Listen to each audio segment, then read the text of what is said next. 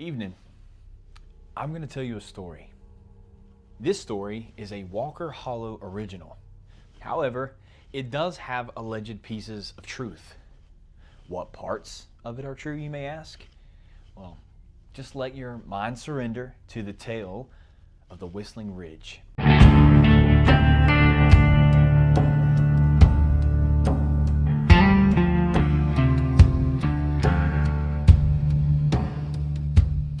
In October of 2019, 6 students from Appalachian State University decided to spend a weekend hiking a section of the Pisgah National Forest. Nothing unusual about that. 3 guys, 3 girls, ages roughly 21, 22 years old. Midterms were over, leaves were changing, and someone had borrowed a professor's old topo maps and found a trail that wasn't marked by the GPS anymore. According to the map, there used to be a fire tower on the top of an unnamed ridge. No roads, no campgrounds, just an old trail that had supposedly been abandoned sometime in the 70s. That was enough to convince them to go. Their names were Ethan, Cole, Marissa, Abby, Jordan, and Luke. Like most college students, they packed way too much food, not enough common sense, and figured nothing bad could happen because, hey, there were 6 of them. They parked near an old Forest Service gate around noon. One of the locals fueling his truck nearby watched them loading their backpacks. Before they left, the old local yelled across the parking lot, "You camping on Whistling Ridge?" Ethan laughed. "If that's what it's called." The old man stared for a moment. "If you hear somebody calling your name tonight," he paused, "make sure you look them in the face first." Nobody answered. One of the guys laughed. Luke even whispered, "Guess every mountain has that one crazy old dude." And they walked away. The hike started easy. Typical beautiful golden leaves, cold air, mountain streams. For the first 3 hours, it looked like every postcard you've ever seen. Then they realized something strange. The woods had gone quiet. I don't mean peaceful quiet. I mean empty. No sound. There were no squirrels, no birds, no insects. You couldn't hear the stream anymore. Just the wind. Marissa noticed this first. "Do y'all hear that?" "Hear what?" they said. "Exactly." Nobody wanted to admit how unsettling that felt to them. So they said nothing. They just kept hiking. Around 4, they all found the fire tower, or what was left of the fire tower. It was collapsed decades earlier. Metal, scraps, and wood and what have you. The boards were scattered everywhere. Rusted bolts, pieces of cable, graffiti all over the boards, names from years before. Something that was sprayed, though, caught Abby's attention. It said, "Don't whistle." Someone underneath had written, in all caps, "It answers." Jordan just rolled his eyes. "Ugh, creepy." And Luke grinned. And then he did it. Luke whistled. Just one sharp note. Everybody laughed. It's just like an old urban legend, right? Nothing happened. At least, not immediately. Their camp went up before sunset. They had the fire going, nice, crackling, warm. They roasted hot dogs, played card games. Obviously, they were telling ghost stories. You know, normal college camping trip. About 10 o'clock, Luke disappeared to use the bathroom. He walked maybe 50 yards into the trees. After a minute, they heard him whistle. The same tune. Just 3 quick notes. Cole shouted, "Hurry up, dude!" No answer. Then, the whistle came again, only this time it was farther away. Much, much farther. Maybe 100 yards or so. That time, Luke stepped back into camp. Luke goes, "What?" Everyone froze. "Dude, you just whistled, right?" Luke said, "No, I didn't." Yeah, you did. We all heard you. Luke says, I haven't made a sound, guys. Nobody spoke because they all heard it. And it hadn't come from Luke. He was closer to the campsite when they heard it farther away. Remember, 100 yards. It came from deeper in the woods. Because of that, nobody slept much. Around 1 in the morning, something began walking around their campsite. Not through the campsite. You had the couple tents and the fire pit and the chairs around. It wasn't being heard through there. It was around the campsite. It was slow, and they heard heavy crunches on the leaves and on twigs and sticks. Just crunch, crunch, crunch. Always just outside the firelight, like it was missing the light on purpose. They were looking outside of their tents and nobody saw anything. Every time someone pointed a flashlight in their direction of where they were hearing the sound, the footsteps would stop. They turned the flashlights off. Crunch, crunch, crunch. Flashlights on, no sound. Stopped moving. Like something was pacing, waiting. Jordan finally got the courage and yelled, "Who's out there?" Silence. Then, from somewhere behind Ethan, they heard Ethan's own voice say, "I'm right here." Everyone spun around. Ethan was still sitting by the fire. They heard his voice behind him. His face had gone completely white because the voice that answered sounded exactly like him. But it wasn't him. It was the same tone, same everything. Nobody left the fire after that. Too creeped out. Not even to use the bathroom. Around 3 o'clock, they began hearing Abby crying. Soft, broken sobs coming from downhill, behind the trees. Cole stood up. Guys, she's hurt. Abby grabbed his arm. "What are you doing?" He stared at her. "You're crying." Abby said, "No, I'm not. I'm right here."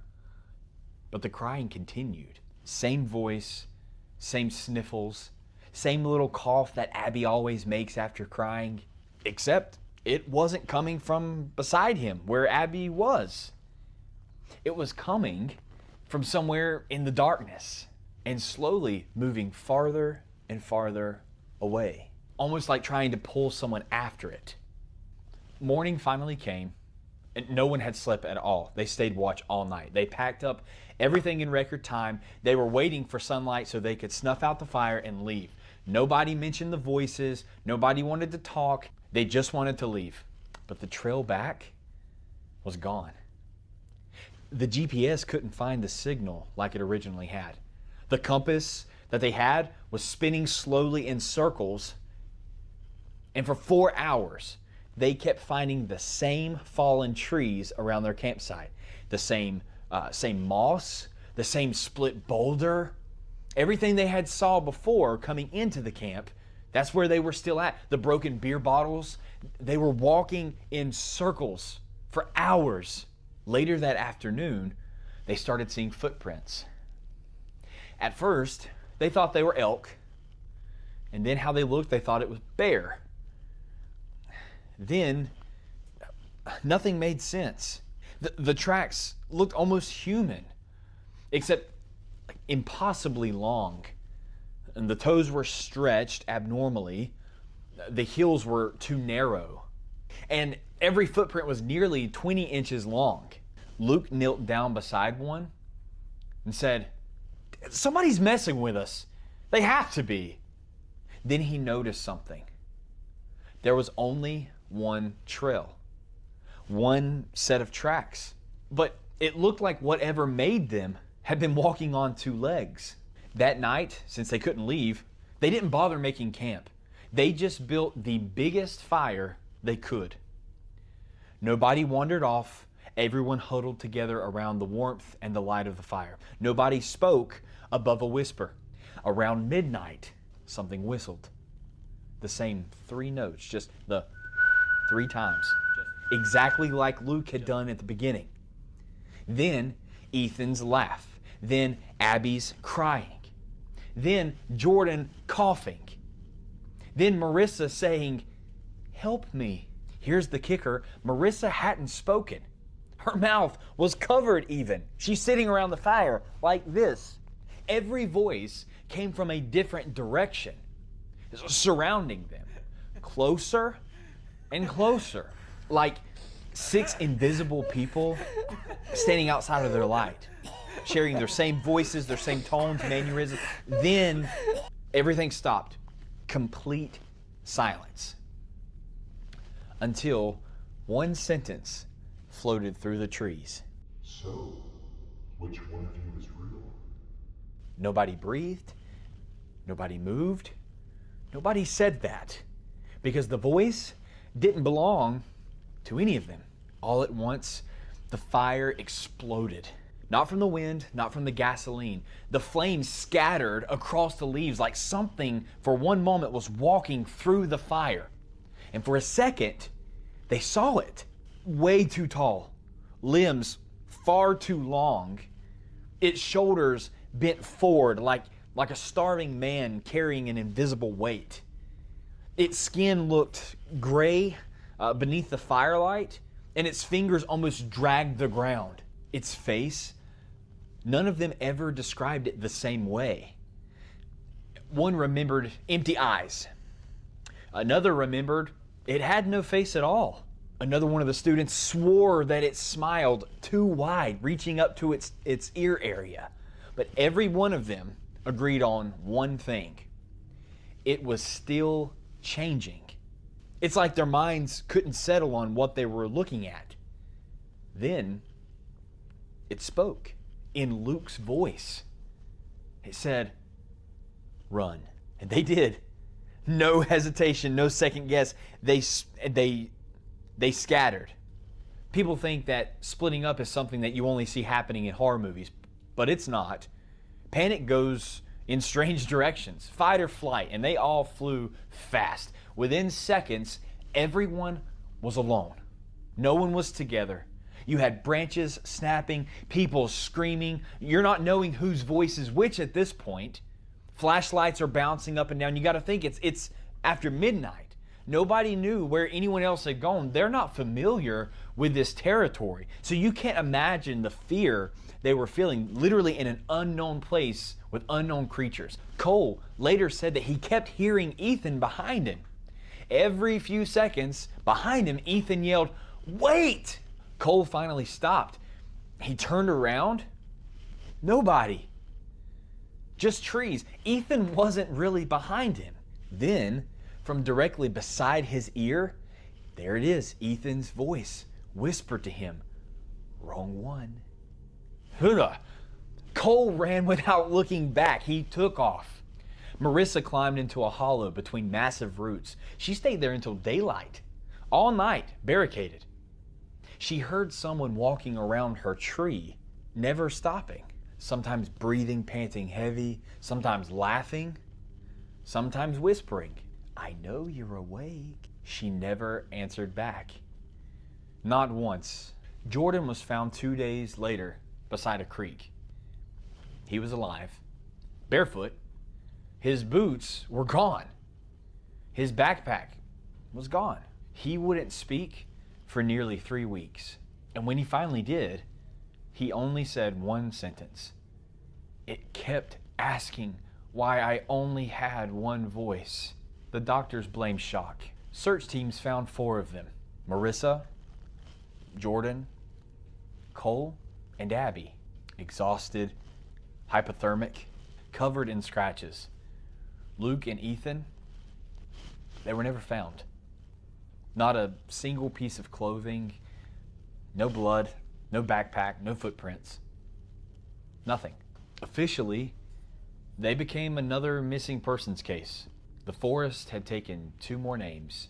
Years later, a volunteer helping clear old logging roads claimed that he found remains of the abandoned fire tower. Most of it had collapsed, but one board was still nailed to a tree. Here's the kicker: fresh words had been carved into it.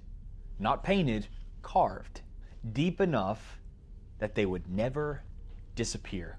And it read, it only needs one of you. And underneath that, 6 names: Ethan, Cole, Marissa, Abby, Jordan, and Luke. Then, carved below their names, in wood that still looked fresh, there was room for one more. You whistled. So, if you're ever hiking through the Appalachian Mountains and someone ahead of you sounds exactly like your best friend or like your own voice, do one thing before you answer back. Look at their face. Because if you hear their voice first, you may never get close enough to see it. I hope you enjoyed this Walker Hollow original tale, The Whistling Ridge. If you found this exciting or unsettling, please let me know your thoughts in the comments below. Like this video, share it, and please don't forget to subscribe. It helps the channel so much. And I hope to see you again next week at Walker Hollow.